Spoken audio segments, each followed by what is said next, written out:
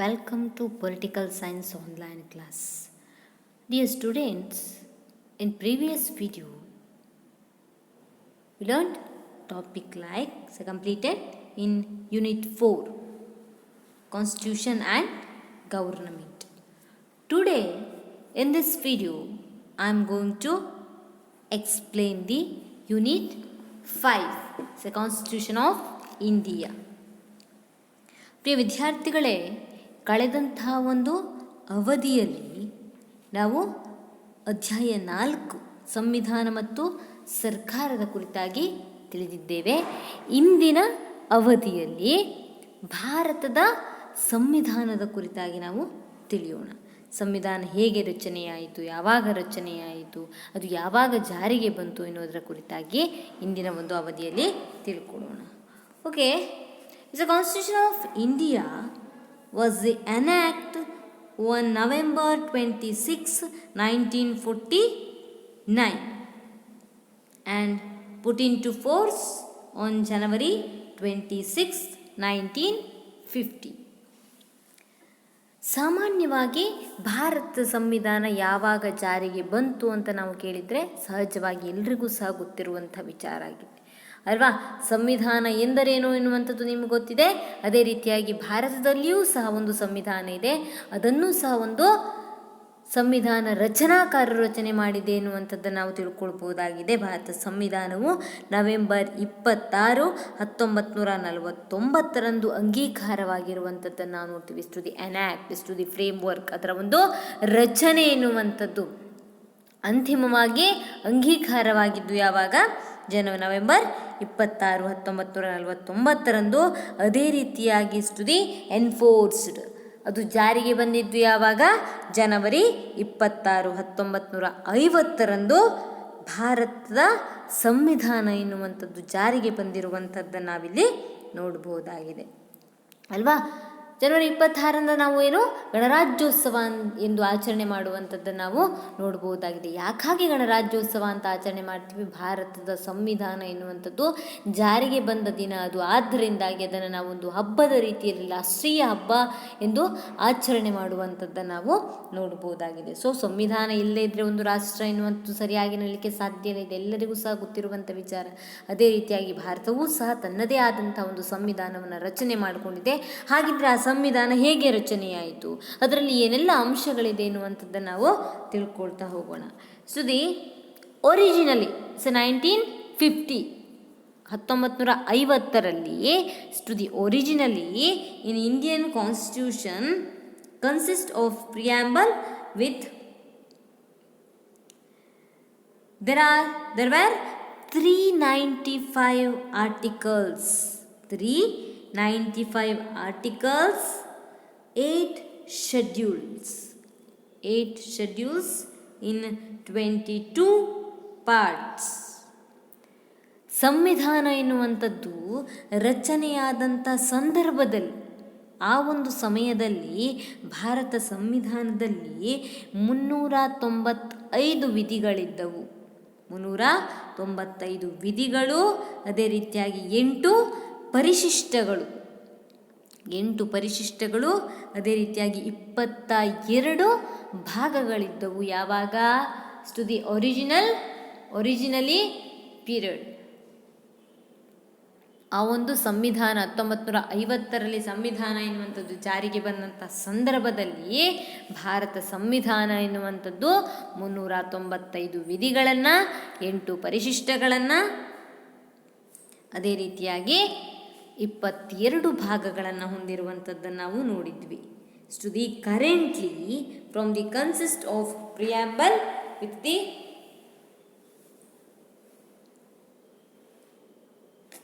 470 articles, 12 schedules and 25 parts. 470 articles, 12 schedules and 104 amendments. ಸಂವಿಧಾನ ಅಂತಂದರೆ ಅದು ಒಂದು ಕೃತಿಯಾಗಿ ರಚನೆಯಾಗಿದೆ. ಅದೊಂದು ಪುಸ್ತಕದ ರೀತಿಯಲ್ಲಿ ಎಲ್ಲ ಕಾನೂನು ನಿಯಮಗಳನ್ನು ಇಟ್ಟಿರುವಂಥದ್ದನ್ನು ನಾವು ನೋಡ್ಬೋದಾಗಿದೆ. ಹಾಗಾಗಿ ಭಾರತ ಸಂವಿಧಾನ ಎನ್ನುವಂಥದ್ದು ಅತ್ಯಂತ ಬೃಹದಾಕಾರವಾದಂಥ ಲಿಖಿತ ಸಂವಿಧಾನ ಅಂತ ನಾವು ಕರೆಯಲ್ಪಡ್ತೀವಿ. ಈ ಸಂವಿಧಾನ ರಚನೆಯಾದಂಥ ಸಂದರ್ಭದಲ್ಲಿ ಅಲ್ಲಿ 395 ವಿಧಿಗಳು, 8 ಪರಿಶಿಷ್ಟಗಳು, ಅದೇ ರೀತಿಯಾಗಿ 22 ಭಾಗಗಳನ್ನು ಒಳಗೊಂಡಿತ್ತು. ಆದರೆ ಈಗ ಎಟ್ ಪ್ರೆಸೆಂಟ್ ನಾವು ತಗೊಂಡಾಗ ಭಾರತ ಸಂವಿಧಾನ ಎನ್ನುವಂಥದ್ದರಲ್ಲಿ ಕೆಲವೊಂದಿಷ್ಟು ಅಂಶಗಳನ್ನು ಸೇರಿಸುವುದರ ಮೂಲಕವಾಗಿ ಅದು ಹೆಚ್ಚಾಗಿರುವಂಥದ್ದನ್ನು ನಾವು ನೋಡ್ಬೋದು. ಹಾಗಿದ್ರೆ ಆ ಒಂದು ಅಂಶಗಳನ್ನು ಸೇರಿಸುವುದರಿಂದಾಗಿ ಏನು ಹೆಚ್ಚಾಯಿತು? ಇಷ್ಟು ದಿ ಆರ್ಟಿಕಲ್ಸ್, ವಿಧಿಗಳು. ಈಗ ನಾವು ಭಾರತ ಒಂದು ಸಂವಿಧಾನದಲ್ಲಿ ನೋಡುವಂಥ ವಿಧಿಗಳು ಎಷ್ಟು? 470 ವಿಧಿಗಳನ್ನು ನೋಡ್ತೀವಿ. ಅದೇ ರೀತಿಯಾಗಿ ಶೆಡ್ಯೂಲ್ಸ್ಗಳು 12 ಎನ್ನುವಂಥದ್ದು ಬರುತ್ತೆ, ಭಾಗಗಳು 25 ಎನ್ನುವಂಥದ್ದು ಇರುವಂಥದ್ದನ್ನು ನಾವು ನೋಡ್ತೀವಿ. ಅದೇ ರೀತಿಯಾಗಿ 1950ರಿಂದ 2021 ತನಕ ಸಹಿತವಾಗಿ ಭಾರತ ಸಂವಿಧಾನಕ್ಕೆ ಎಷ್ಟು ತಿದ್ದುಪಡಿಗಳಾಗಿದೆ? 104 ತಿದ್ದುಪಡಿಗಳಾಗಿರುವಂಥದ್ದನ್ನು ನಾವಿಲ್ಲಿ ನೋಡ್ಬೋದಾಗಿದೆ. Although it is federal in nature, it also has strong unitary basis. The Constitution of India provides an in-depth look at the legislate written constitution in the world. ಭಾರತವು ಬಲಿಷ್ಠವಾದಂಥ ಸರ್ಕಾರದ ರಚನೆಗೆ ಅವಕಾಶ, ಅಂದರೆ ಭಾರತ ಸಂವಿಧಾನವು ಸಂಯುಕ್ತ ಸ್ವರೂಪವನ್ನು ಹೊಂದಿದ್ದರೂ ಸಹಿತವಾಗಿ ಬಲಿಷ್ಠ ಕೇಂದ್ರ ಸರ್ಕಾರದ ರಚನೆಗೆ ಅವಕಾಶವನ್ನು ಮಾಡಿಕೊಟ್ಟಿದೆ. ಭಾರತೀಯ ಸಂವಿಧಾನವು ವಿಶ್ವದ ಬೃಹತ್ ಸಂವಿಧಾನವಾಗಿದ್ದು ಅದು ಒಳಗೊಂಡಿರುವ ಅಂಶಗಳ ಬಗ್ಗೆ ವಿಶಾಲ ಮತ್ತು ವಿಸ್ತೃತವಾದಂಥ ವಿವರಣೆಯನ್ನು ನೀಡಲಾಗಿರುವಂಥದ್ದು ನಾವು ನೋಡ್ಬೋದು. ನಾವು ಸಂಯುಕ್ತ ಮತ್ತು ಏಕಾತ್ಮಕ ಮಾದರಿ ಸರ್ಕಾರ ವ್ಯವಸ್ಥೆಯನ್ನು ನೋಡ್ತಾ ಬಂದಿದ್ದೀವಿ. Unitary form of government and federal form of government. India is adopted is federal form of government, but various situations are adopted is a strongest central government. ಭಾರತ ಎನ್ನುವಂಥದ್ದು ಸಂಯುಕ್ತ ಮಾದರಿ ಸರ್ಕಾರ ವ್ಯವಸ್ಥೆಯನ್ನು ಅಳವಡಿಸಿಕೊಂಡಿದ್ದು ಅಧಿಕಾರವು ಕೇಂದ್ರ ಸರ್ಕಾರ ಮತ್ತು ರಾಜ್ಯ ಸರ್ಕಾರದಲ್ಲಿ ಹಂಚಿಕೆಯಾಗಿದ್ದರೂ ಸಹಿತವಾಗಿ ಬಲಿಷ್ಠ ಕೇಂದ್ರ ಸರ್ಕಾರವನ್ನು ನಾವು ಹೊಂದಿದ್ದೀವಿ.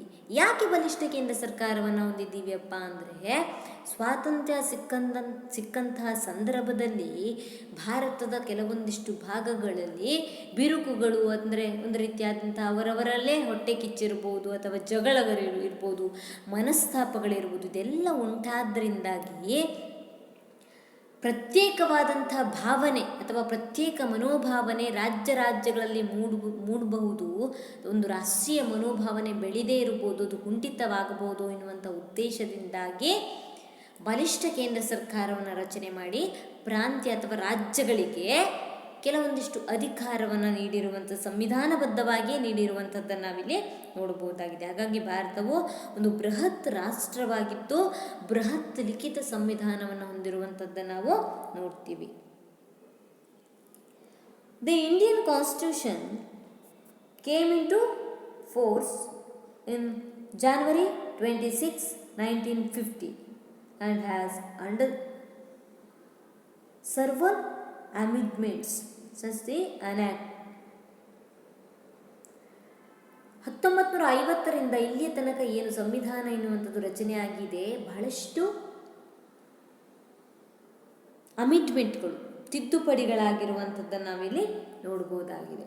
ಇನ್ Indian constitution is written both English and Hindi language or version.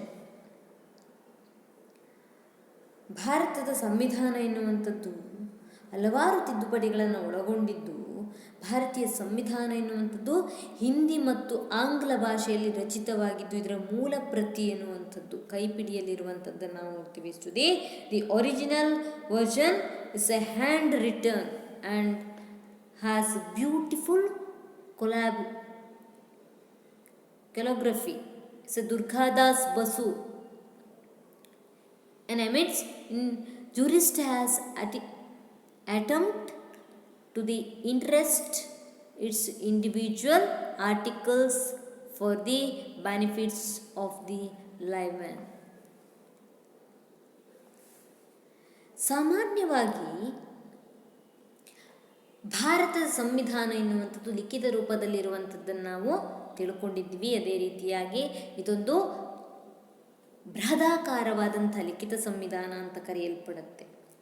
ಇದರ ಒಂದು ಮೂಲ ಪ್ರತಿ ಎನ್ನುವಂಥದ್ದು ಕೈ ಬರವಣಿಗೆಯ ಮೂಲಕ ರಚಿಸಲ್ಪಟ್ಟಿರುವಂಥದ್ದನ್ನು ನಾವು ನೋಡ್ಬೋದು. ಈಗ ಕೆಲವೊಂದಿಷ್ಟು ಇಂಡಿಯನ್ ಕಾನ್ಸ್ಟಿಟ್ಯೂಷನ್ ಅಂತ ಬುಕ್ ಬರುತ್ತೆ, ಅದೆಲ್ಲ ಒಂದು ಪಬ್ಲಿಷ್ ಆಗಿರುವಂಥದ್ದು, ಟೈಪ್ ಮಾಡಿ ಇದೆಲ್ಲ ಪಬ್ಲಿಷ್ ಆಗಿರುತ್ತೆ. ಆದರೆ ಅದಕ್ಕೆ ಒಂದು ಮೂಲ ಪ್ರತಿ ಎನ್ನುವಂಥದ್ದು ಇದೆ. ಅಂದರೆ ಮೂಲವಾಗಿ ಸಂವಿಧಾನ ರಚನಾ ಸಭೆಯಿಂದ ರಚಿಸಲ್ಪಟ್ಟಂತಹ ಪುಸ್ತಕ ಅದು. ಒಂದು ಕಾನೂನುಗಳ ಸಂಹಿತೆ ಅಂತ ಕರಿತೀವಿ.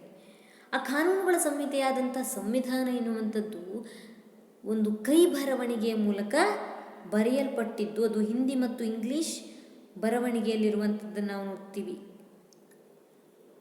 ಪ್ರಖ್ಯಾತವಾದಂಥ ನ್ಯಾಯಶಾಸ್ತ್ರಜ್ಞ ಪಂಡಿತರಾದಂಥ ದುರ್ಗಾದಾಸ್ ಬಸು ಎನ್ನುವಂಥ ಓದುಗಾರರಿಗೆ ಸುಲಭವಾಗುವಂಥ, ಅರ್ಥವಾಗುವಂಥ, ಅನುಕೂಲವಾಗುವಂಥ ಒಂದು ದೃಷ್ಟಿಯಿಂದ ಅವುಗಳನ್ನು ಭಾರತೀಯ ಸಂವಿಧಾನದ ಪರಿಚಯ ಎನ್ನುವಂಥ ಒಂದು ಪುಸ್ತಕದ ಮೂಲಕವಾಗಿ ಮೂಲ ಸಂವಿಧಾನದಲ್ಲಿ ಏನು ಹೇಳಿದ್ದಾರೆ ಅದನ್ನು ಇಂಟ್ರೊಡ್ಯೂಸ್ ಮಾಡಿರುವಂಥದ್ದು, ವಿವರಣೆಯನ್ನು ನೀಡಿರುವಂಥದ್ದು ಒಂದು ಪುಸ್ತಕವನ್ನು ಮಾಡಿ ಬಿಡುಗಡೆ ಮಾಡಿರುವಂಥದ್ದನ್ನು ನಾವು ನೋಡ್ಬೋದಾಗಿದೆ. ಆದರೆ ಇದರ ಒಂದು ಮೂಲ ಪ್ರತಿ ಎನ್ನುವಂಥದ್ದು ಏನಾಗಿದೆ, ಹ್ಯಾಂಡ್ ರಿಟನ್, ಕೈ ಬರವಣಿಗೆಯ ಮೂಲಕವಾಗಿ ಇದ್ದಿರುವಂಥದ್ದನ್ನು ನಾವು ನೋಡ್ಬೋದು. ಇನ್ constitution of India deals with the historical background of the Indian constitution, its fundamental rights and fundamental duties of citizens, directive principles of state policy, procedure of the amendments, union and state government, and the administrations of the union territories, and functioning of local self-government through panchayats, so judicial system, federal structure, provisions of emergency, elections in etc. is to be introduced on Indian Constitution. ಭಾರತೀಯ ಸಂವಿಧಾನವು ತನ್ನದೇ ಆದಂಥ ಕೆಲವೊಂದಿಷ್ಟು ಐತಿಹಾಸಿಕ ಹಿನ್ನೆಲೆಯನ್ನು ಹೊಂದಿರುವಂಥದ್ದನ್ನು ನಾವು ನೋಡಬಹುದು. ಭಾರತೀಯ ಪೌರರ ಮೂಲಭೂತ ಹಕ್ಕುಗಳಿರ್ಬೋದು, ಪೌರರು ಅಂದರೆ ಯಾರು, ನಾವೆಲ್ಲ, ನಮ್ಮ ಮೂಲಭೂತ ಹಕ್ಕುಗಳಿರ್ಬೋದು, ಕರ್ತವ್ಯಗಳು ಇರ್ಬೋದು, ರಾಜ್ಯ ನೀತಿ ನಿರ್ದೇಶಕ ತತ್ವಗಳು ಇರ್ಬೋದು, ಸಂವಿಧಾನ ತಿದ್ದುಪಡಿಗಳನ್ನು ಹೇಗೆ ಮಾಡಬೇಕು, ಕೇಂದ್ರ ಮತ್ತು ರಾಜ್ಯ ಸರ್ಕಾರಗಳ ನಡುವಿನ ಸಂಬಂಧಗಳು ಏನು, ಸರ್ಕಾರಿ ವ್ಯವಸ್ಥೆಗಳು ಹೇಗೆ ಇರಬೇಕು, ಕೇಂದ್ರಾಡಳಿತ ಪ್ರದೇಶಗಳ ಆಡಳಿತ ವ್ಯವಸ್ಥೆ ಹೇಗಿರಬೇಕು, ಪಂಚಾಯತ್ ರಾಜ್ ವ್ಯವಸ್ಥೆಯ ಮೂಲಕವಾಗಿ ಸ್ಥಳೀಯ ಸರ್ಕಾರಗಳು ಹೇಗೆ ಕಾರ್ಯವನ್ನು ನಿರ್ವಹಿಸುತ್ತೆ, ನ್ಯಾಯಾಂಗದ ವ್ಯವಸ್ಥೆ ಹೇಗಿರಬೇಕು, ತುರ್ತು ಪರಿಸ್ಥಿತಿಯ ಅಧಿಕಾರಗಳೇನು, ಅಂತಾರಾಜ್ಯ ಸಂಬಂಧಗಳೇನು, ಚುನಾವಣೆಗಳು ಹೇಗೆ ನಡೆಯಬೇಕು, ಇನ್ನೂ ಹಲವು ರಾಜ್ಯಾಡಳಿತ ವ್ಯವಸ್ಥೆಯ ಅಂಶಗಳ ಬಗ್ಗೆ ವಿವರವಾದ ಮಾಹಿತಿಯನ್ನು ಸಂವಿಧಾನ ಎನ್ನುವಂಥದ್ದು ಒಳಗೊಂಡಿರುವಂಥದ್ದನ್ನು ನಾವು ನೋಡ್ಬೋದು. ಸೊ ಸಂವಿಧಾನ ಅಂದರೆ ಏನು ಅಂತ ನಿಮ್ಗೆ ಆಲ್ರೆಡಿ ಗೊತ್ತೇ ಇದೆ. ಹಾಗಾಗಿ ಸಂವಿಧಾನ ಅಂತಂದರೆ ಏನಾಗಿರುವಂಥದ್ದು, ಎಲ್ಲ ಒಂದು ಕಾನೂನುಗಳ ಸಂಹಿತೆ, ಒಂದು ರಾಜ್ಯ ಇರ್ಬೋದು, ಸರ್ಕಾರಗಳು ಇರ್ಬೋದು, ವ್ಯವಸ್ಥೆಗಳು ಇರ್ಬೋದು, ಏನೆಲ್ಲ ಮಾಡಬೇಕು ಎನ್ನುವಂಥದ್ರ ಕುರಿತಾಗಿ ಸವಿಸ್ತಾರವಾಗಿ ಬರವಣಿಗೆ ರೂಪದಲ್ಲಿ ಬರೆದಿಟ್ಟಿರುವಂಥದ್ದನ್ನೇ ಸಂವಿಧಾನ ಅಂತ ನಾವು ಕರಿತೀವಿ. ಚುನಾವಣೆಗಳ ಮನಸ್ಸಿಗೆ ಬಂದಾಗಿ ಚುನಾವಣಾ ಆಯೋಗ ಚುನಾವಣೆಗಳನ್ನು ನಡೆಸೋದಿಲ್ಲ. ಅದಕ್ಕೆ ಒಂದು ಪ್ರೊಸೀಜರ್ ಇದೆ. ಆ ಪ್ರೊಸೀಜರ್ ಎಲ್ಲಿ ಹೇಳಿದ್ದಾರೆ, ಸಂವಿಧಾನದಲ್ಲಿ ಹೇಳಿದ್ದಾರೆ. ಅದೇ ರೀತಿಯಾಗಿ ಮಾಡಬೇಕಾಗುತ್ತೆ. ಅದೇ ರೀತಿಯಾಗಿ rights and duties of citizens, ಪ್ರಜೆಗಳಿಗೆ ಯಾವ ರೀತಿಯಾದಂಥ ಹಕ್ಕು ಮತ್ತು ಕರ್ತವ್ಯಗಳಿರಬೇಕು ಅಂತ ಸಂವಿಧಾನದಲ್ಲಿ ಹೇಳಿದ್ದಾರೆ. ಅದೇ ರೀತಿಯಾದಂಥ ಹಕ್ಕು ಮತ್ತು ಕರ್ತವ್ಯಗಳಿದೆ. ಸರ್ಕಾರಗಳು ಹೇಗೆ ಕೆಲಸ ಮಾಡಬೇಕು ಅಂತ ಹೇಳಿದ್ದಾರೆ. ಅದೇ ರೀತಿಯಾಗಿ ಸರ್ಕಾರಗಳು ಕೆಲಸ ಮಾಡುತ್ತೆ. ಎಲ್ಲ ವಿವರಗಳನ್ನೂ ಸಹಿತವಾಗಿ ಸಂವಿಧಾನದಲ್ಲಿ ಇದ್ದಿರುವಂಥದ್ದನ್ನು ನಾವು ನೋಡಬಹುದು. Next constitution assembly, constitute assembly or constitution assembly, ಸಂವಿಧಾನ ರಚನಾ ಸಭೆ. The Constituent Assembly of India was constituted in November 1946 under the Cabinet Mission Plan. Cabinet ಆಯೋಗದ ರಚನೆಯ ಪ್ರಕಾರ ಭಾರತೀಯ ಸಂವಿಧಾನ ರಚನಾ ಸಮಿತಿ ಎನ್ನುವಂಥದ್ದು ನವೆಂಬರ್ 1946ರಲ್ಲಿ ರಚನೆಗೊಂಡಿರುವಂಥದ್ದನ್ನು ನಾವು ನೋಡಬಹುದಾಗಿದೆ. ಎಷ್ಟರಲ್ಲಿ ಸಂವಿಧಾನ ರಚನಾ ಸಭೆ ಎನ್ನುವಂಥದ್ದು ರಚನೆಗೊಂಡಿರುವಂಥದ್ದು 1946ರಲ್ಲಿ. The total strength of the Constituent Assembly was supposed to be 389 members. ಸಂವಿಧಾನ ರಚನಾ ಸಭೆ ಅಂದರೆ ಸಂವಿಧಾನವನ್ನು ರಚನೆ ಮಾಡಲಿಕ್ಕೆ ಮಾಡಿಕೊಂಡಿರುವಂಥದ್ದು, ಅಂದರೆ ಅದು ನಡೆಸಿರುವಂಥ ಒಂದು ಸಭೆ.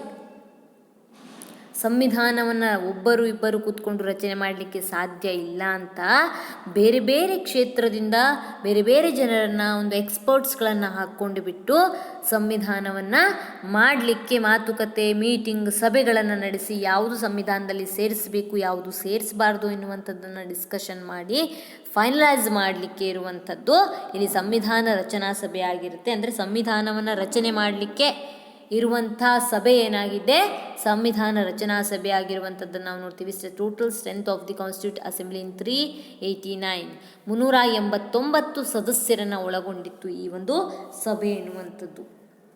Of those 296 seats were to be allotted to British India and 93 seats to the princely states. ಈ 389 ಸದಸ್ಯರಲ್ಲಿ 296 ಸದಸ್ಯರು ಎನ್ನುವಂಥವರು ಬ್ರಿಟಿಷ್ ಇಂಡಿಯಾದಿಂದ ಆಯ್ಕೆಯಾದಂಥವರು. ಉಳಿದಂಥ 93 ಸದಸ್ಯರು ದೇಶೀಯ ಸಂಸ್ಥಾನಗಳಿಂದ ನಾಮಕರಣಗೊಂಡಿರುವಂಥದ್ದನ್ನು ನಾವು ನೋಡ್ಬೋದು. ಅಂದರೆ ಬ್ರಿಟಿಷ್ ಇಂಡಿಯಾದಿಂದ ಆಯ್ಕೆಯಾದಂಥ ಸದಸ್ಯರು ಎಷ್ಟು ಅಂದರೆ, ಬ್ರಿಟಿಷ್ ಇಂಡಿಯಾದಿಂದ ಆಯ್ಕೆ ಆಗ್ತಾರೆ ಅಂದರೆ ಎಲೆಕ್ಟ್ ಆಗ್ತಾರೆ. ಎಲೆಕ್ಟ್ ಆದಂಥವರು 296 ಆದರೆ 93 ಜನರು ಎನ್ನುವಂಥವರು ದೇಶೀಯ ಸಂಸ್ಥಾನಗಳಿಂದ ನಾಮನಿರ್ದೇಶನಗೊಂಡಿರುವಂಥದ್ದನ್ನು ನಾವು ನೋಡ್ತೀವಿ. It is those clear that the Constituent Assembly was a partly elected and partly nominated body. So moreover, the members were to be elected indirectly by the members of the provisional assemblies. ನೋಡಿ, ಇಲ್ಲಿ ಭಾಗಶಃ ಚುನಾಯಿತಗೊಂಡಂಥವರು, ಈ ಒಂದು ಸಂವಿಧಾನ ರಚನಾ ಸಭೆಯಲ್ಲಿ ಭಾಗಶಃ ಆಯ್ಕೆಯಾದ ಮತ್ತು ಭಾಗಶಃ ನಾಮಕರಣಗೊಂಡಂಥ ಸಭೆ ಆಗಿರುವಂಥದ್ದನ್ನು ನಾವು ನೋಡ್ತೀವಿ. ಇಷ್ಟುದೇ ಉಳಿದಂಥ 93 ಸದಸ್ಯರು ದೇಶೀಯ ಸಂಸ್ಥಾನಗಳಿಂದ ನಾಮನಿರ್ದೇಶನಗೊಳ್ತಾರೆ. ಪ್ರಕ್ರಿಯೆಯಲ್ಲಾಗುವಂಥ ವಿಳಂಬವನ್ನು ತಪ್ಪಿಸುವಂಥ ಉದ್ದೇಶದಿಂದಾಗಿ ನೇರ ಚುನಾವಣೆಗೆ ಮಾರು ಹೋಗದೆ ಅಥವಾ ನೇರ ಚುನಾವಣೆಯನ್ನು ನಡೆಸದೆ ಪರೋಕ್ಷವಾಗಿ ಚುನಾವಣೆಯನ್ನು ಇಲ್ಲಿ ನಡೆಸಿರುವಂಥದ್ದನ್ನು ನಾವು ಸಾಮಾನ್ಯವಾಗಿ ನೋಡಬಹುದಾಗಿದೆ. ಹಾಗಾಗಿ ಈ ಒಂದು ಸಂವಿಧಾನ ಆಯೋಗ ಎನ್ನುವಂಥದ್ದು ಭಾಗಶಃ ಆಯ್ಕೆಗೊಂಡಂಥ ಭಾಗವಾದರೆ ಭಾಗಶಃ ನಾಮನಿರ್ದೇಶನಗೊಂಡಂಥ ಭಾಗ ಆಗಿರುವಂಥದ್ದನ್ನು ನಾವಿಲ್ಲಿ ನೋಡಬಹುದಾಗಿದೆ. The assembly consisted of the representative of all sections of Indian societies. First meeting on December 9th. ನೋಡಿ, ಈ ಒಂದು ಸಭೆ ಎನ್ನುವಂಥದ್ದು ಭಾರತೀಯ ಸಂವಿಧಾನ ರಚನಾ ಸಮಿತಿಯು ಭಾರತೀಯ ಸಮಾಜದ ಎಲ್ಲ ವರ್ಗಗಳ ಪ್ರತಿನಿಧಿಗಳು ಮತ್ತು ಪ್ರಮುಖ ವ್ಯಕ್ತಿಗಳನ್ನು ಒಳಗೊಂಡಿತ್ತು. ಈ ಒಂದು ಸಂವಿಧಾನ ರಚನಾ ಸಭೆ ಎನ್ನುವಂಥದ್ದು. ಸಂವಿಧಾನ ರಚನಾ ಸಭೆಯಲ್ಲಿ ಕೇವಲ ಒಂದು ವರ್ಗ ಅಥವಾ ಒಂದು ವ್ಯವಸ್ಥೆಗೆ ಅಥವಾ ಒಂದು ಕ್ಷೇತ್ರಕ್ಕೆ ಹೆಚ್ಚಿನದಾದಂತಹ ಒಂದು ಪ್ರಾಮುಖ್ಯತೆಯನ್ನು ನೀಡದೆ ಪ್ರತಿಯೊಂದು ಕ್ಷೇತ್ರದಿಂದಲೂ ಸಹಿತವಾಗಿ ಒಂದು ಪ್ರಾಮುಖ್ಯತೆಯನ್ನು ನೀಡಿ ಪ್ರತಿ ಕ್ಷೇತ್ರದಿಂದಲೂ ಸಹಿತವಾಗಿ ಇಂತಿಷ್ಟು ಜನರನ್ನು ಈ ಒಂದು ಸಂವಿಧಾನ ರಚನಾ ಸಭೆ ಅಥವಾ ಸಂವಿಧಾನವನ್ನು ರಚನೆ ಮಾಡಿಕೊಳ್ಳಿಕ್ಕೆ ಆಯ್ಕೆ ಮಾಡಿಕೊಂಡಿರುವಂಥದ್ದನ್ನು ನಾವು ಸಾಮಾನ್ಯವಾಗಿ ನೋಡಬಹುದು. The constitute assembly held it first meeting on December 9th in 1946. ಈ ಒಂದು ಸಂವಿಧಾನ ರಚನಾ ಸಭೆ ಎನ್ನುವಂಥದ್ದು ಡಿಸೆಂಬರ್ 9, 1946ರಂದು ತನ್ನ ಮೊದಲ ಸಭೆಯನ್ನು ನಡೆಸಿರುವಂಥದ್ದನ್ನು ನಾವು ನೋಡ್ತೀವಿ. ಇದು ಸಂವಿಧಾನ ರಚನಾ ಸಭೆ ಎನ್ನುವಂಥದ್ದು ಸಭೆ ಸೇರಿದ್ದು ಯಾವಾಗ, ರಚನೆಗೊಂಡಿದ್ದು ಯಾವಾಗ, ನವೆಂಬರ್ 1946. ನವೆಂಬರ್ 1946ರಲ್ಲಿ ಸಭೆ ಸೇರುತ್ತೆ. ಅದೇ ರೀತಿಯಾಗಿ ಭಾರತೀಯ ಸಂವಿಧಾನ ರಚನಾ ಸಭೆ ಎನ್ನುವಂಥದ್ದು ಮೀಟಿಂಗ್ ಸಭೆ ನಡೆಸಿರುವಂಥದ್ದು ಡಿಸೆಂಬರ್ 9, 1946ರಂದು ಮೊದಲ ಸಭೆ ಎನ್ನುವಂಥದ್ದು ನಡೆಯುತ್ತೆ. ಎಷ್ಟುದಿ doctor Sachchidanand Sinha was nominated as acting president of the assembly.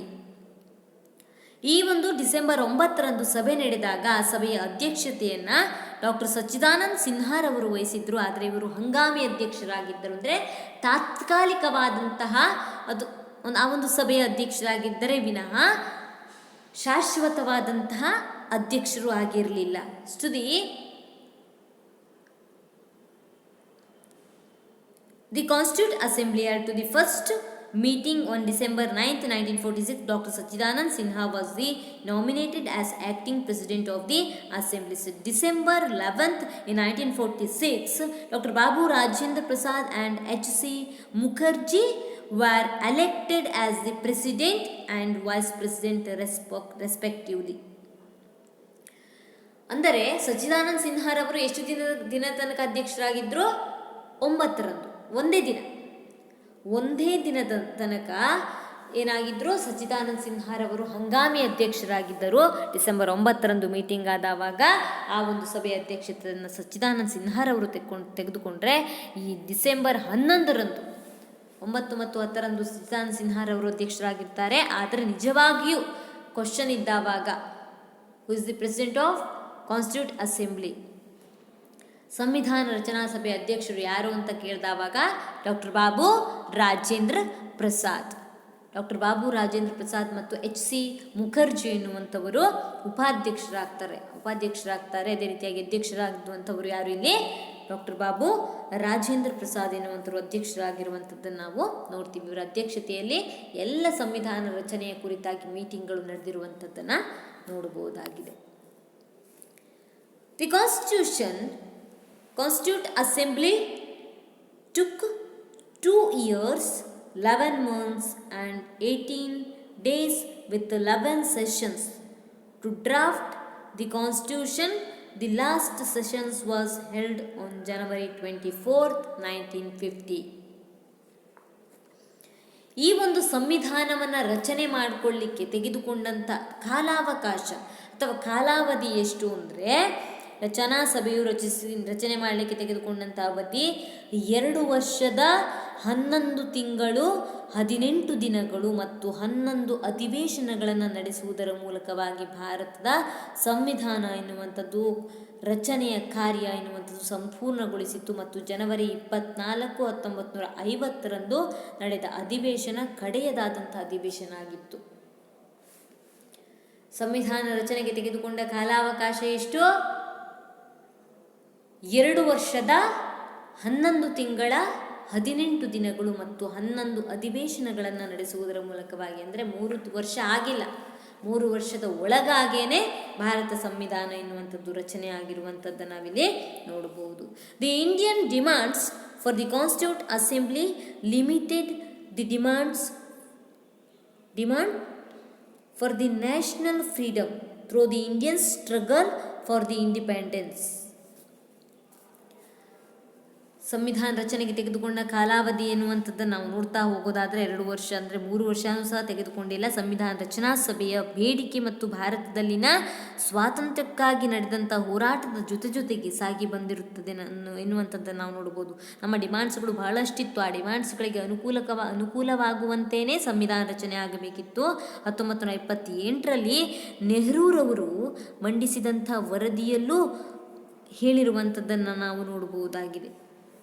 ಅಂದರೆ MN ರಾಯ್ ಇರ್ಬೋದು, ಜವಾಹರ್ಲಾಲ್ ನೆಹರೂರವರು ಇರ್ಬೋದು, ಇವರೆಲ್ಲರೂ ಸಹಿತವಾಗಿ ಭಾರತಕ್ಕೆ ಒಂದು ಸ್ವಾತಂತ್ರ್ಯವನ್ನು ಕೊಡುವುದರ ಜೊತೆಗೆ ಸಂವಿಧಾನ ರಚನಾ ಸಭೆಯನ್ನು ಸಹಿತವಾಗಿ ರಚನೆ ಮಾಡಿಕೊಳ್ಬೇಕು ಎನ್ನುವಂಥದ್ದನ್ನು ಒಂದು ನಿರ್ದೇಶನವನ್ನು ನೀಡಿರುವಂಥದ್ದನ್ನು ನಾವು ನೋಡ್ತೀವಿ. ಇದರೆಲ್ಲದರ ಫಲವಾಗಿಯೇ ಬ್ರಿಟಿಷ್ ಸರ್ಕಾರ ಎನ್ನುವಂಥದ್ದು 1940ರಲ್ಲಿ ನೀಡಿದಂಥ ಆಗಸ್ಟ್ ಆಫರ್ನಲ್ಲಿ ಸಂವಿಧಾನ ರಚನೆಗೆ ಒಪ್ಪಿಗೆಯನ್ನು ನೀಡಿರುವಂಥದ್ದನ್ನು ನಾವು ನೋಡ್ತೀವಿ. The demands was finally accepted by the British government. It is known as the August Offer. 1940 ಭಾರತೀಯರ ಬೇಡಿಕೆಗಳನ್ನು ಈಡೇರಿಸುವ ಒಂದು ಉದ್ದೇಶದಿಂದಾಗಿ ಬ್ರಿಟಿಷ್ ಸರ್ಕಾರ ಎನ್ನುವಂಥದ್ದು ಆಗಸ್ಟ್ ಕೊಡುಗೆಯ ಮೂಲಕವಾಗಿ ಭಾರತದಲ್ಲಿ ಸಂವಿಧಾನ ರಚನಾ ಸಭೆಗೆ ಅವಕಾಶವನ್ನು ಕಲ್ಪಿಸಿಕೊಟ್ಟಿರುವಂಥದ್ದು ನಾವು ನೋಡ್ತೀವಿ. ಇವನ್ after second world war the constituent assembly continued to work as provisional parliament for June 1950 to April 1952 ಸೂಚಿಸಿತು. ಅದರ ಜೊತೆಗೆ ಸಂವಿಧಾನ ರಚನಾ ಸಭೆಯ ಮುಖ್ಯ ಧ್ಯೇಯ ಸಂವಿಧಾನ ರಚನೆಯ ಮೂಲಕವಾಗಿ ಬ್ರಿಟಿಷ್ ಆಡಳಿತವನ್ನು ಅಂತ್ಯಗೊಳಿಸೋದಾಗಿತ್ತು. ಸ್ವತಂತ್ರ ಗಣರಾಜ್ಯವನ್ನು ಆದರೂ 1940 ಅವರು ನಮಗೆ ಹೇಳಿದ್ರು, ಏನು ಹೇಳಿದ್ರು, ಎರಡನೇ ಮಹಾಯುದ್ಧದ ನಂತರದಲ್ಲಿ ನಿಮಗೆ ಏನು ಕೊಡ್ತೀವಿ, ಸಂವಿಧಾನ ರಚನೆ ಮಾಡ್ಕೊಳ್ಳಿಕ್ಕೆ ಅವಕಾಶವನ್ನು ಕೊಡ್ತೀವಿ, ನೀವು ನಮಗೆ ಬೆಂಬಲವನ್ನು ಸೂಚಿಸಿ ಅಂತ ಹೇಳಿದರು. ಆದರೆ ಇದನ್ನು ಭಾರತೀಯರು ನಿರಾಕರಿಸ್ತಾರೆ. ಯಾಕಂದರೆ ಫಸ್ಟ್ ವರ್ಲ್ಡ್ ವಾರ್ ಸಮಯದಲ್ಲೂ ಸಹ ಅವರೇ ಹಾಗೆ ಹೇಳಿದರು, ನಿಮಗೆ ಸ್ವಾತಂತ್ರ್ಯವನ್ನು ಕೊಡ್ತೀವಿ, ನಮಗೆ ಮೊದಲ ಮಹಾಯುದ್ಧದಲ್ಲಿ ನಮಗೆ ಸಹಾಯ ಮಾಡಿ ಅಂತ ಕೇಳಿದಾಗ ನಾವು ಸಹಾಯ ಮಾಡಿದ್ವಿ, ಆದರೆ ಅವರು ನಮಗೆ ಸ್ವಾತಂತ್ರ್ಯವನ್ನು ನೀಡಿರಲಿಲ್ಲ. ಅದೇ ರೀತಿಯಾಗಿ ಎರಡನೇ ಸಲನೂ ಸಹ ಮೋಸ ಮಾಡ್ತಾರೆ ಎನ್ನುವಂಥ ಉದ್ದೇಶದಿಂದಾಗಿ ನಾವು ಬ್ರಿಟಿಷರ್ಸ್ಗೆ ಎರಡನೇ ಮಹಾಯುದ್ಧದಲ್ಲಿ ಸಹಾಯವನ್ನು ಮಾಡಲು ನಿರಾಕರಿಸಿದ್ವಿ. ನಮಗೆ ಸಂವಿಧಾನ ಬೇಕು ಎನ್ನುವಂಥ ಒಂದು ಬೇಡಿಕೆಯನ್ನು ನಾವು ಇಟ್ಟಿರುವಂಥದ್ದನ್ನು ನಾವು ನೋಡ್ತೀವಿ. ಅದೇ ರೀತಿಯಾಗಿ ಈ ಸಂವಿಧಾನ ರಚನಾ ಸಭೆ ಎನ್ನುವಂಥದ್ದು ಜೂನ್ 1950ರಿಂದ ಏಪ್ರಿಲ್ 1952ರವರೆಗೆ ಭಾರತದಲ್ಲಿ ತಾತ್ಕಾಲಿಕವಾಗಿ ಸಂಸತ್ತಾಗಿ ಕಾರ್ಯನಿರ್ವಹಿಸಿದೆ. ಸಂಸತ್ತು ಅಂತಂದರೆ ಪ್ರಧಾನಮಂತ್ರಿಯನ್ನು ಒಳಗೊಂಡಂಥ ಮಂತ್ರಿಮಂಡಲದವರು ಅಥವಾ ಎಲ್ಲರೂ ಸಹ ಒಂದು ಶಾಸಕರು ಇದ್ದರು. ಅವರ ಜೊತೆಗೆ ಇಡೀ ಒಂದು ಭಾರತದ ರೂಲ್ ಮಾಡಿರುವಂಥದ್ದನ್ನು ನಾವು ನೋಡ್ಬೋದು. ಆ ಟೈಮಲ್ಲಿ ಸಂಸತ್ತು ಎನ್ನುವಂಥದ್ದು ರಚನೆ ಆಗಿರಲಿಲ್ಲ. ಆದರೆ ಸಂಸತ್ತಿನ ಕೆಲಸವನ್ನು ಈ ಒಂದು ಸಂವಿಧಾನ ರಚನಾ ಸಭೆ ಎನ್ನುವಂಥದ್ದು ನೋಡ್ಕೊಳ್ತಾ ಇತ್ತು ಎನ್ನುವಂಥದ್ದನ್ನು ನಾವಿಲ್ಲಿ ನೋಡಬಹುದಾಗಿದೆ. Next, committees of the constitute assembly. Committees of constituent assembly, ಸಂವಿಧಾನ ರಚನಾ ಸಭೆಯ ಸಮಿತಿಗಳು. ಈಗ 389 ಜನರು ಸದಸ್ಯರಿದ್ದಾರೆ ಅಂತಂದರೆ ಎಲ್ಲರೂ ಕೂತ್ಕೊಂಡ್ಬಿಟ್ಟು ಒಂದೇ ವಿಷಯವನ್ನು ಚರ್ಚೆ ಮಾಡುವಂಥದ್ದು ಅಸಾಧ್ಯ. ಹಾಗಾಗಿ ಒಂದೊಂದು ವಿಷಯಗಳ ಕುರಿತಾಗಿ ಚರ್ಚೆ ಮಾಡಲಿಕ್ಕೆ ಒಂದೊಂದು ಕಮಿಟಿಗಳು ಎನ್ನುವಂಥದ್ದು ರಚನೆ ಆಗಬೇಕಾಗಿರುವಂಥದ್ದು ಅವಶ್ಯಕವಾಗಿರುತ್ತೆ. ಹಾಗಾಗಿ ಎಷ್ಟು ಕಮಿಟಿಗಳು ರಚನೆಯಾಗಿತ್ತು? The constitute assembly appointed 22 committees to deal with the different task of constitution making. ಭಾರತೀಯ ಸಂವಿಧಾನ ರಚನಾ ಸಭೆಯ ಸಂವಿಧಾನ ರಚನೆಯ ವಿವಿಧ ಕಾರ್ಯಗಳನ್ನು ನಿರ್ವಹಿಸಲಿಕ್ಕೆ ಒಟ್ಟು 22 ಸಮಿತಿಗಳನ್ನು ರಚನೆ ಮಾಡಲಾಗಿತ್ತು. ಅವುಗಳಲ್ಲಿ out of those 10 were the procedural affairs and 12 of the substantive affairs.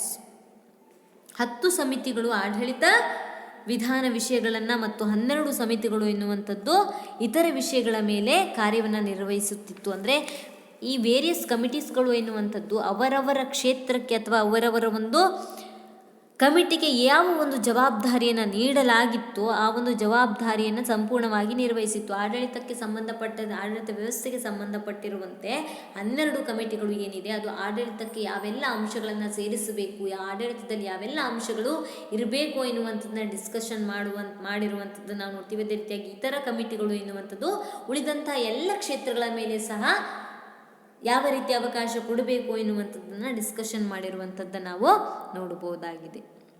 These committees submitted their reports between April and August 1947, which were considered by the Constituent Assembly.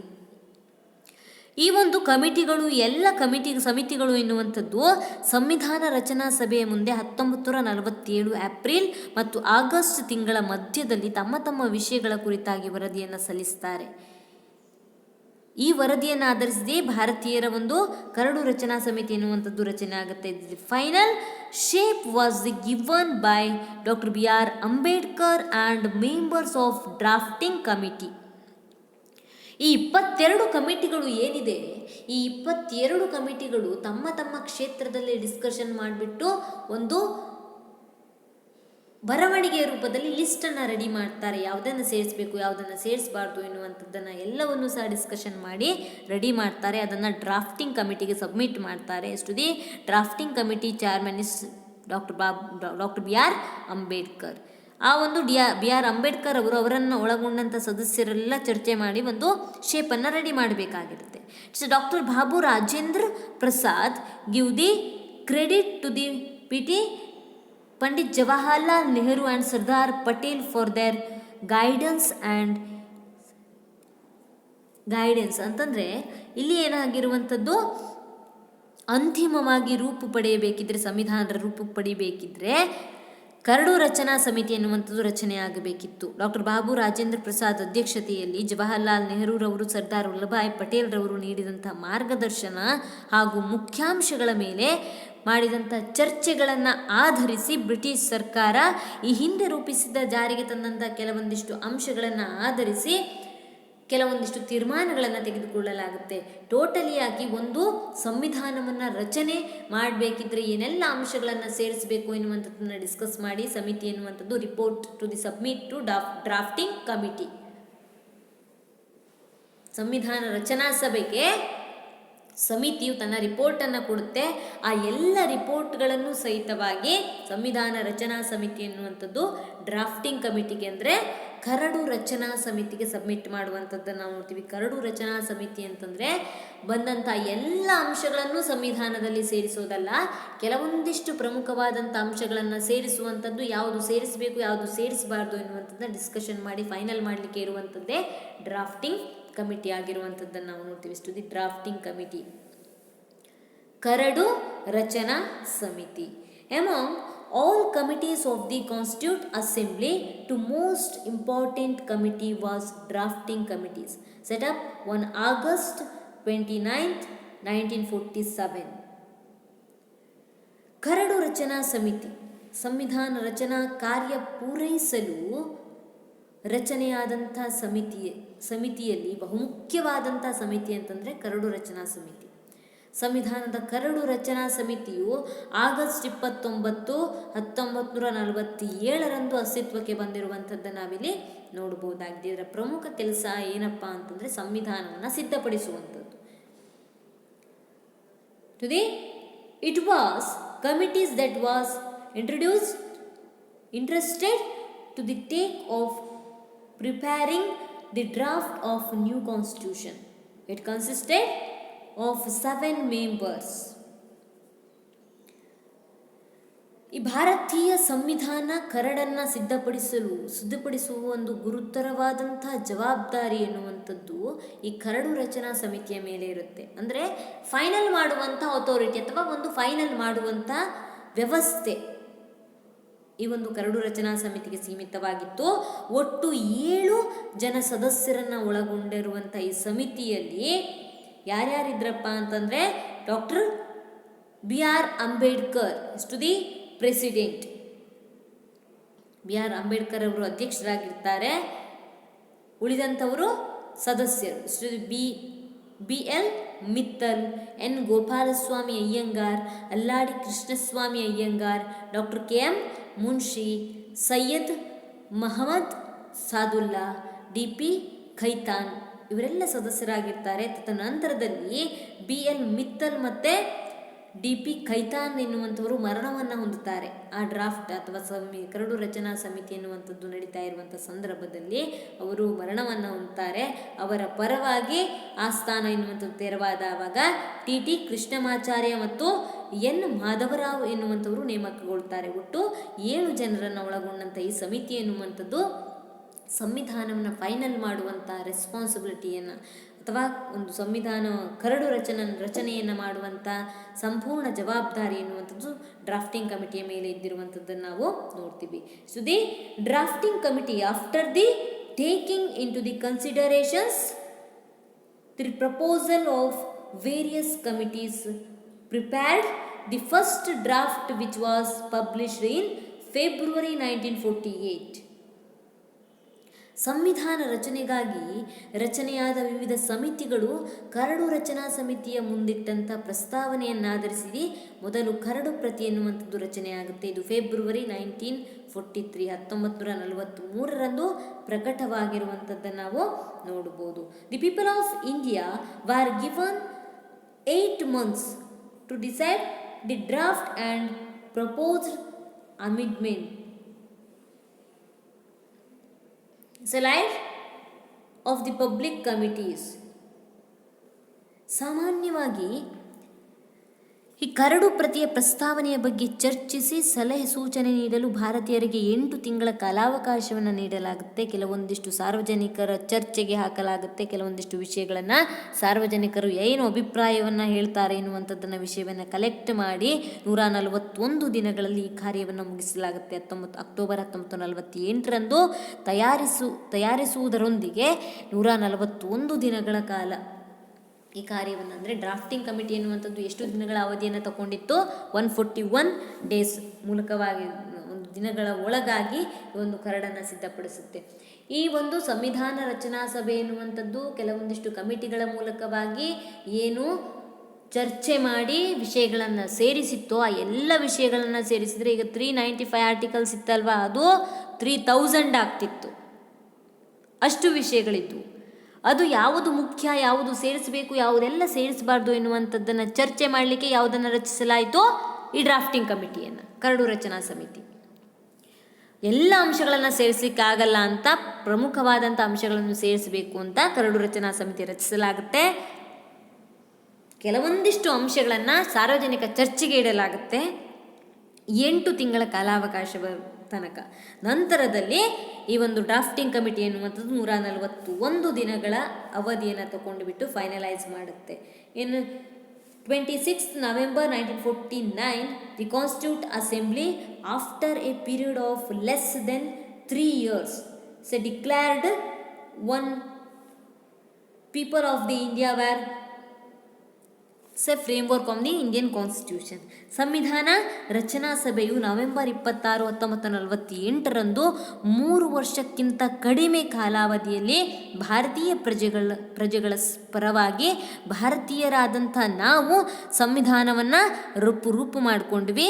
ಭಾರತೀಯ ಪ್ರಜೆಗಳನ್ನಾದ ನಾವು ಅಂದರೆ ಭಾರತೀಯರಿಗೆ ಅರ್ಪಿಸಿಕೊಂಡಂಥ ಒಂದು ವ್ಯವಸ್ಥೆ ಇದಾಗಿದ್ದು 1950ರಲ್ಲಿ ಭಾರತ ಸಂವಿಧಾನ ಎನ್ನುವಂಥದ್ದು ಜಾರಿಗೆ ಬಂದಿರುವಂಥದ್ದನ್ನು ನಾವು ನೋಡಬಹುದಾಗಿದೆ. ಮೊದಲಾಗಿ ಸಂವಿಧಾನ ರಚನಾ ಸಭೆ the framework on the Indian constitute. ಸಂವಿಧಾನ ರಚನಾ ಸಭೆ ಎನ್ನುವಂಥದ್ದು ಸಂವಿಧಾನವನ್ನು ರಚನೆ ಮಾಡಿತು, ನಂತರ ಅದನ್ನು ಫೈನಲೈಸ್ ಮಾಡಿದ್ದು ಡ್ರಾಫ್ಟಿಂಗ್ ಕಮಿಟಿ ಎನ್ನುವಂಥದ್ದನ್ನು ನಾವಿಲ್ಲಿ ನೋಡಬಹುದಾಗಿದೆ. ಸೊ ಇವಿಷ್ಟು introductions of the Indian constitution and constitute assembly and drafting committee. ಇಂದಿನ ಅವಧಿಯಲ್ಲಿ ನಾವೇನೇನು ತಿಳ್ಕೊಂಡ್ವಿ? ಸಂವಿಧಾನ, ಭಾರತ ಸಂವಿಧಾನದ ಒಂದು ಪೀಠಿಕೆಯ ಕುರಿತಾಗಿ, ಅಂದರೆ ಕೆಲವೊಂದಿಷ್ಟು ಹೇಗೆ ರಚನೆ ಆಯಿತು ಹಂತಗಳ ಕುರಿತಾಗಿ ತಿಳ್ಕೊಂಡ್ವಿ. ಸಂವಿಧಾನ ರಚನಾ ಸಭೆಯ ಬಗ್ಗೆ ತಿಳ್ಕೊಂಡ್ವಿ. ಅದೇ ರೀತಿಯಾಗಿ ಕರಡು ರಚನಾ ಸಮಿತಿಯ ಬಗ್ಗೆ ತಿಳ್ಕೊಂಡ್ವಿ. Next we will discuss the preamble of Indian constitution. ಮುಂದಿನ ಒಂದು ಅವಧಿಯಲ್ಲಿ ನಾವು ಭಾರತ ಸಂವಿಧಾನದ ಪ್ರಸ್ತಾವನೆಯ ಕುರಿತಾಗಿ ತಿಳಿಯೋಣ. Thank you.